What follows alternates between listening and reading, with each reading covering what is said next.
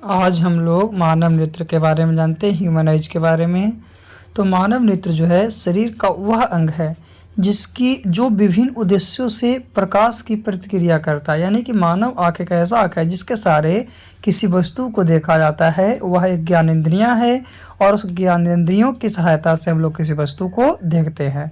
जो मानव नेत्र होता है वो लगभग 1 करोड़ रंगों में अंतर कर सकता है, 1 करोड़ रंग को पहचान सकता है, अंतर बता सकता है। और जो मानव आँख होता है, मानव आँख का व्यास लगभग 2.5 सेंटीमीटर यानी 25 मिलीमीटर होता है और इसका जो आकार है वो गोलाकार होता है, गेंद की तरह। और इसमें कुछ तरल पदार्थ भरी रहती है। यानी मानव नेत्र जो है आपका शरीर का वह विभिन्न अंग है जो प्रकाश की प्रतिक्रिया करता है। बिना प्रकाश के मानव आपका नेत्र काम नहीं कर सकता है और इसी के सहारे किसी वस्तु को देखते हैं। यह जो है लगभग 1 करोड़ रंग को अंतर करता है। तो इसमें एक लेंस लगा होता है जिसके बारे में जानते हैं। तो पुतली के पीछे, पुतली जो होता है उसके पीछे एक पारदर्शी संरचना होती है, एक पारदर्शी संरचना होती है। उसी को हम लोग लेंस कहते हैं। उसी को क्या कहते हैं? लेंस कहते हैं। और सिलियरी मांसपेशियां की क्रिया से, जो सिलियरी मांसपेशियां की क्रिया है, इससे यह रेटिना पर क्या करता है कि रेटिना पर प्रकाश को केंद्रित करने के लिए अपना आकार बदलता है। प्रकाश को ऑब्जर्व करने के लिए अपने आकार को, साइज को बदलता है।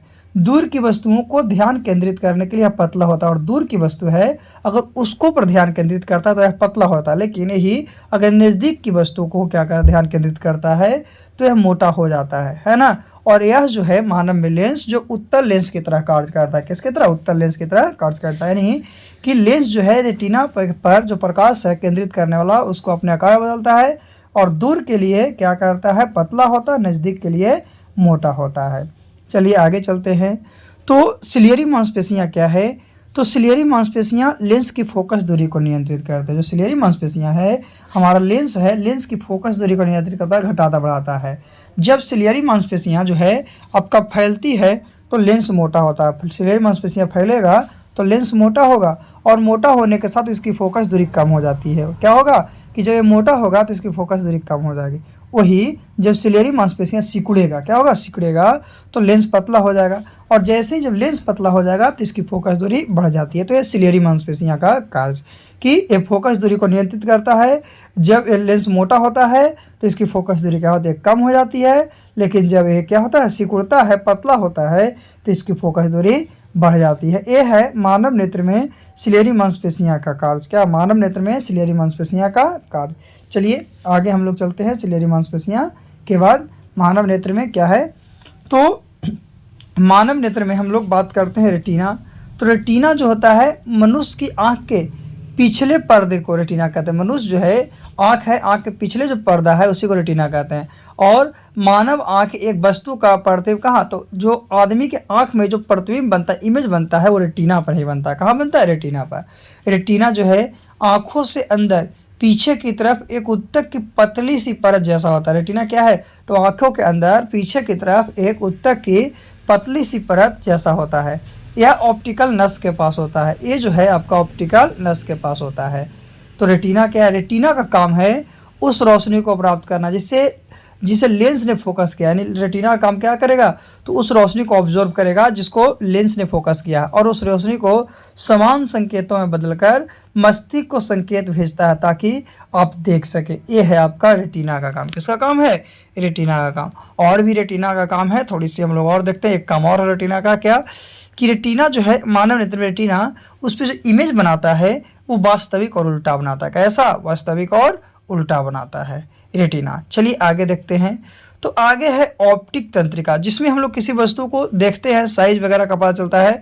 तो ऑप्टिकल तंत्रिका आंखें जो देखती है उसकी छवियां मस्तिष्क तक, दिमाग तक पहुंचती है। और ये 2 प्रकार के होते हैं जिसमें क्षण और शंकु। क्या? एक क्षण होते हैं और एक शंकु होते हैं। यानी ऑप्टिकल तंत्रिका जो है वो 2 प्रकार के हैं। ये क्या करता है? तो हमारी आंख जो देखती है उसकी छवियां को क्या करती है? मस्तिष्क तक पहुंचाता है, दिमाग तक पहुंचाती है। और ये जो होती है वो आपका 2 प्रकार की होती है जिसमें एक छड़ होते हैं और एक शंकु होते हैं। यानी कॉन्स होते हैं और रोड होते हैं। कॉन्स होते हैं और क्या होते हैं? रोड होते हैं। तो ये है आपका ऑप्टिकल तंत्रिका। चलिए हम लोग छड़ और शंकु के बारे में जानते हैं कि छड़ और शंकु क्या होता है। तो सबसे पहले रॉड सेल के बारे में जानते हैं। तो ऐसी कोशिका जो लंबी, पतली और बेलनाकार होती है, जो रॉड सेल होते हैं, जो आपका क्या है कि शंकु कोशिका मतलब कि लंबी, पतली और बेलनाकार होती है, अथवा ऐसी कोशिका जिसका आकार दंडाकार होती है, उसी को रॉड शेप कहते हैं। क्या कहते हैं? रॉड शेप कहते हैं। और यह प्रकाश की मात्रा को इंगित करता है। ये जो है रॉड्स, जो है रॉड्स का काम क्या है? प्रकाश की मात्रा को इंगित करना, और इसी के माध्यम से कम प्रकाश में भी देखा जाता है। अगर रॉड सेल नहीं रहेगा तो हम लोग कम प्रकाश में किसी वस्तु को नहीं देख सकते। यही बात है कि उल्लू जो है, उल्लू को दृष्टिपटल में, उल्लू जो है, उल्लू को दृष्टिपटल में बड़ी संख्या में रॉड सेल होते हैं, और वही कारण है कि उससे रात में भी दिखाई देता है। तो रोड का काम ये हो गया। और कोण जो है, किसी वस्तु के क्या करता है? आकार को, किसी वस्तु के आकार को बतलाता है कि कैसा है, कौन सा साइज का है ना। तो ये है आपका रोड्स और कोण। ऑप्टिकल नर्वस के भाग हैं दोनों, ऑप्टिकल नर्वस के भाग हैं। आगे हम लोग देखते हैं अंधबिंदु, ब्लाइंड स्पॉट किसको कहते हैं। तो यह जो है लेंस और रेटिना के बीच का भाग है। जो अंधबिंदु है लेंस और रेटिना के मध्य का भाग है, बीच का भाग है, जहाँ प्रकाश पहुँच जाता है किंतु वहाँ पे इमेज नहीं बनता। प्रकाश तो पहुँचेगा लेकिन इमेज नहीं बनेगा। वह बिंदु को हम लोग क्या कहते हैं? अंधबिंदु कहते हैं, ब्लाइंड स्पॉट के नाम से जानते हैं। फिर एक होता है पित्त बिंदु, जिसको येलो स्पॉट कहते हैं। तो ये जो है रेटिना में क्या है? मध्य में एक वृत्ताकार पीला बिंदु होता है, बीच में एक पीला बिंदु होता है, और इसका अन्य नाम क्या है? मैकुला। क्या नाम है? मैकुला। जिस पर बना हुआ प्रत्यय स्पष्ट दिखाई देता है। इस पे जो इमेज बनता है वो इमेज हमें स्पष्ट रूप से क्लियर दिखाई देता है। तो इस पॉइंट को हम लोग येलो पॉइंट कहते हैं। तो अभी हम लोग ब्लाइंड पॉइंट यानी अंध बिंदु और येलो पॉइंट यानी पित्त बिंदु के बारे में जान चुके हैं, है ना। चलिए अब हम लोग जानते हैं आगे दृष्टि दोष के बारे में। आँख के बारे में इतना जाने। चलिए दृष्टि दोष क्या है?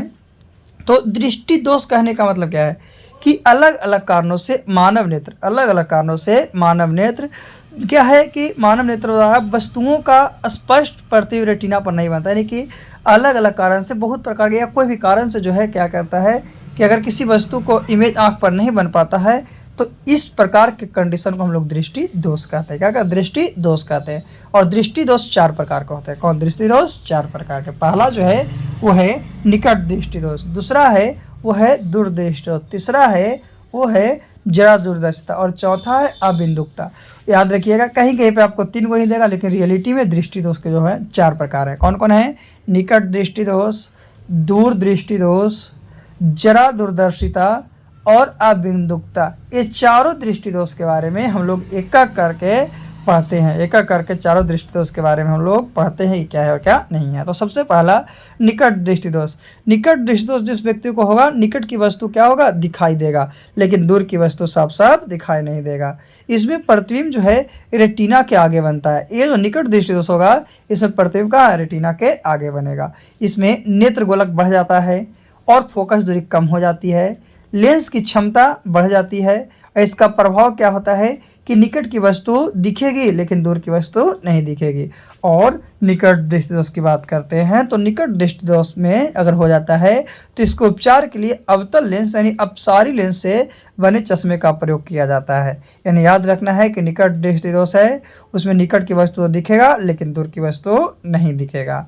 साथ ही इसमें प्रतिबिंब कहाँ बनता है? निकट दृष्टि दोष में तो रेटिना के आगे बनता है। और इसको उपचार के लिए हम लोग कौन सा लेंस का प्रयोग करते हैं? तो निकट दृष्टि दोष को उपचार के लिए हम लोग अवतल लेंस का प्रयोग करते हैं, अपसारी लेंस का प्रयोग करते हैं, उसी चश्मे का प्रयोग करते हैं। चलिए आगे। फिर है दूरदृष्टि दोष। तो दूरदृष्टि दोष में दूर की वस्तु दिखाई देगा। दूरदृष्टि दोष अगर हो गया है तो दूर की वस्तु तो दिखाई देगा ही, लेकिन नज़दीक की वस्तु आपको दिखाई नहीं देगा। और इसमें प्रतिबिंब कहाँ बनेगा? तो उसमें रेटिना के आगे बनता है निकट में, तो दूर में रेटिना के पीछे बनता है। इसमें नेत्र गोलक क्या हो जाएगा? तो नेत्र गोलक घट जाएगा, लेंस की क्षमता भी घट जाएगी, लेकिन फोकस दूरी क्या हो जाएगी? बढ़ जाएगी। इसका प्रभाव क्या होगा? इफेक्टर क्या होगा कि दूर की वस्तु तो दिखेगी लेकिन नज़दीक की वस्तु नहीं दिखेगी। दूर की वस्तु दिखेगी लेकिन नज़दीक की वस्तु नहीं दिखेगी। और इस दोष को उपचार के लिए, दूरदृष्टि दोष को उपचार के लिए हम लोग उत्तल लेंस का प्रयोग करते हैं, उत्तल लेंस के चश्मे का प्रयोग करते हैं। और उत्तल लेंस को अभिसारी लेंस कहते हैं। क्या कहते हैं? उत्तल लेंस को अभिसारी लेंस, यानी दूरदृष्टि उसमें दूर वाला तो दिखेगा लेकिन नज़दीक वाला नहीं दिखेगा। इसमें प्रतिबिंब कहाँ बनेगा? तो रेटिना के पीछे बनेगा। इसके लिए उत्तल लेंस का प्रयोग करेंगे। चलिए, दूरदृष्टि दोष के बाद हम लोग चलते हैं जरा दूरदर्शिता के लिए। तो इसमें असमंजन क्षमता घट जाने के कारण, असमंजन क्षमता है उसको घट जाने के कारण न दूर की वस्तु दिखेगा और न नज़दीक की वस्तु दिखेगा। तो दृष्टि दोष है जरा दूरदर्शिता। तो जरा दृष्टि दोष में आपका ना ही नज़दीक की वस्तु दिखेगा और ना ही दूर की वस्तु दिखेगा। क्यों? क्योंकि इसमें समंजन क्षमता कम हो जाती है और ये अधिकतर बुढ़ापे में होता है। ये जो है जरा दृष्टिदोष रोग, ये अधिकतर बुढ़ापे में होता है। इसके उपचार के लिए हम लोग द्विफोकल लेंस का प्रयोग करते हैं। द्विफोकल कहने का मतलब जिसमें दो लेंस होता है ना, एक उत्तल होता है और एक अवतल होता है। तो उत्तल लेंस जो होता है वो आपका चश्मे के नीचे वाले पार्ट में रहता है। उत्तल जो है चश्मे के नीचे वाले पार्ट में रहता है, अवतल जो है चश्मे के ऊपर वाले पार्ट में रहता है। तो याद रखना है कि जरा दूरदर्शिता को द्विफोकल लेंस कहते हैं, या इसी को हम लोग बायोफोकल लेंस के भी नाम से जानते हैं। किसके? बायोफोकल लेंस के नाम से जानते हैं। और इसमें दो लेंस होते हैं, एक उत्तल और एक अवतल। चलिए, जरा दूरदर्शिता के बाद हम लोग अबिंदुकता की बात करते हैं। तो अबिंदुकता क्या होता है? अबिंदुकता क्या है? तो अबिंदुकता जो दृष्टि दोष है, इसमें ऊर्ध्वाधर रखी हुई वस्तु तिरछा दिखाई देता है। ऊर्ध्वाधर वर्टिकल रखा हुआ वस्तु तो कैसा दिखाई देगा? तिरछा दिखाई देगा। किसमें? अबिंदुकता में। और इसको उपचार के लिए हम लोग बेलनाकार लेंस का प्रयोग करते हैं। जो अबिंदुकता है, अबिंदुकता के उपचार के लिए हम लोग किसका? बेलनाकार लेंस का प्रयोग करते हैं। और ये जो आपका रोग है वो कभी भी किसी भी आयु में किसी भी लिंग के व्यक्ति को हो सकता है। ऐसा नहीं है कोई एक लिंग को एक आयु में एक समय में हो सकता है। एक कभी भी किसी को भी हो सकता है। कौन सा? अबिंदुकता, है ना। इसमें क्या होता है कि वर्टिकल भी रखी वस्तु है वो है आपका तिरछा दिखाई देगा। कैसा दिखाई देगा? तिरछा। और इसके लिए बेलनाकार लेंस का प्रयोग करते हैं। आगे बात करते हैं मोतियाबिंद की। मोतियाबिंद क्या है?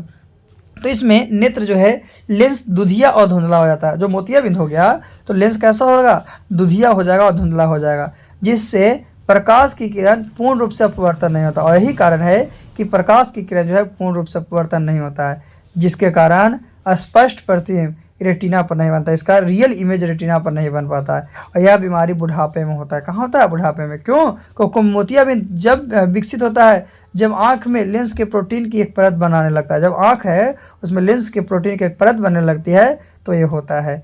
इसमें लेंस पर मांस आ जाता है। इसमें जो लेंस है उस पर क्या? मांस आ जाता है, जिसे ऑपरेशन के द्वारा निकाल दिया जाता है। और ऑपरेशन करके इसे क्या किया जाता है? निकाल दिया जाता है। तो इस प्रकार मोतियाबिंद जो है आपका का ही एक बीमारी है जो कि बुढ़ापे में होता है। और इसमें लेंस के ऊपर क्या होता है? मांस आ जाता है, जिससे ऑपरेशन के द्वारा क्या होता है? उसे हटा दिया जाता है, निकाल दिया जाता है। फिर है मोतियाबिंद के बाद पार्श्व विस्थापन। ये जो है बीमारी नहीं है, एक प्रकार की परिघटना है। इसमें दर्पण में देखते हैं तो कुछ अक्षर पलट जाते हैं और पलटने की घटना को पार्श्व परिवर्तन कहते हैं। जैसे कि एम्बुलेंस लिखा रहता है उल्टा, लेकिन हम लोग को दिखता है कैसा? सीधा। तो पार्श्व परिवर्तन यानी कि किसी वस्तु का दाहिना भाग बामा और बायां भाग दाहिना होता है। लेकिन कुछ अक्षर ऐसे भी हैं जिसका पार्श्व विस्थापन नहीं होता, जैसे ए हो गया, आई हो गया, ओ हो गया, एक्स हो गया। ये सब का कोई प्रकार का आपका पार्श्विक परिवर्तन नहीं होता है। फिर मानव नेत्र, रेटिना पर प्रतिबिंब का प्रभाव लगभग 1/16 सेकंड तक रहता है। मानव नेत्र में रेटिना पर प्रतिबिंब का प्रभाव लगभग 1/16 सेकंड तक रहता है। और स्वस्थ आंखें जो होती है 6/6 होती है। स्वस्थ आंखें 6/6 होती है। और मानव की आंख 576 मेगापिक्सल की होती है। कितना? मानव की जो आंख है 576 मेगापिक्सल की होती है। और स्पष्ट दृष्टि के लिए देखते हैं तो न्यूनतम दूरी मानव नेत्र का जो 25 सेंटीमीटर है और अधिकतम दूरी जो है अनंत है। अधिकतम दूरी क्या है? अनंत है। इससे कम दूरी 25 सेंटीमीटर से कम दूरी रहेगा तो कोई वस्तु को हम लोग स्पष्ट रूप से नहीं देख सकते। तो याद रखना है कि मानव नेत्र में जो प्रतिबिंब बनता है उसका लगभग प्रभाव 1/16 सेकंड तक रहता है। मानव नेत्र जो है आपका 6/6 होती है, 576 मेगापिक्सल होती है, 25 सेंटीमीटर न्यूनतम और अधिकतम अनंत होती है। फिर है आपका दर्शन कोण। दर्शन कोण क्या है? तो कोई वस्तु हमारी आंख पर जितनी डिग्री का कोण बनाता है, कोई वस्तु है हमारी आंख पर जितनी डिग्री का कोण बना रहा है उसी कोण को दर्शन कोण कहते हैं। और पास रखी वस्तु का दर्शन कोण बड़ा होता है, अतः वह बड़ी दिखाई देती है। पास रखी वस्तु का दर्शन कोण बड़ा होता है, इसलिए वो बड़ी दिखाई देती है। और जब वस्तु दूर है तो दर्शन छोटा होता है, और जब दूर रहता है, यही कारण है कि वह छोटा दिखाई देता है। दूर वाला क्या दिखाई देता है? छोटा। और नज़दीक वाला क्या दिखाई देता है? बड़ा दिखाई देता है। तो ये था दर्शन कोण। तो आज का टॉपिक था आपका क्या? मानव नेत्र और उसके दृष्टि दोष। मानव नेत्र और उसके दृष्टि दोष। फिर से हम लोग अगले टॉपिक के साथ पुनः मिलते हैं। तो ये क्लास 10th का आपका क्या था? टॉपिक था, बहुत इम्पोर्टेंट।